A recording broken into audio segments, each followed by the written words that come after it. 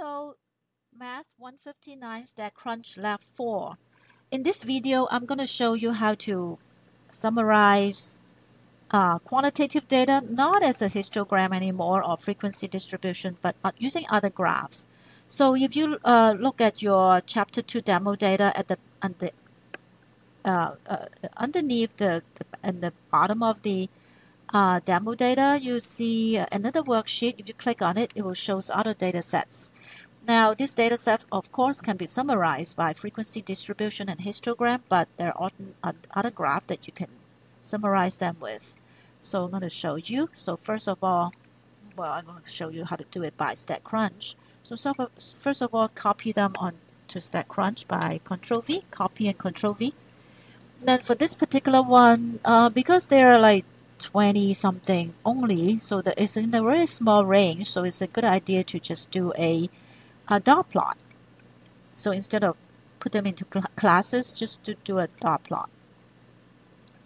After you do graph dot plot, select the data column. You don't have to,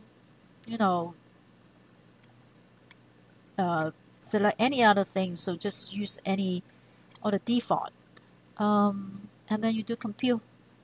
The dot plot will show up. So this show how data spread out from all the different numbers. Okay, so you should go back to, if you want to, you can adjust something. Maybe you don't like these dots, you can change them to something, but always give the title. So it's a dot plot of quiz screen. Okay. All graphs needs to have a title, and so that's it. Okay, so you can cut and paste it to your homework. The other graph that you can do for quantitative data is stem and leaf plot. So I'm going to copy this data, copy, and paste it in. And this one is not very good for doing a dot plot. And for histogram, it's also not very good because, there's not a lot. So stem and leaf plot is good enough. Dot plot is not very good because it spans a larger range from 60 to 100. So your x-axis will be really long. So you do stem and leaf, graph, stem and leaf plot, exam grade, and then compute. It will show the key. The key is the 1 unit. Unit is equal to the 1 unit or the 10th or the 100th. And then this is the stem and this is the leaf. Okay, it kind of shows the distribution of data. The third thing I want to show you is something called a time series plot. Now, time series plot is not a summarized process. Does not show distribution. So what happens is we have some enrollment data for every year. Every data is associated with a year. Again, we are not summarizing it. We're just showing the actual data, actually 10,000, 13,000, these kind of data, along with the year so that we can see the trend. We are not showing distribution. We are not showing summarization. We just want to show the actual data as how they move in time. So I'm going to copy it over, Ctrl-V. Now when we graph, we don't need the year. Actually, the year, the graph will figure it out. So you do graph, index time plot, only click enrollment. Okay, only click enrollment.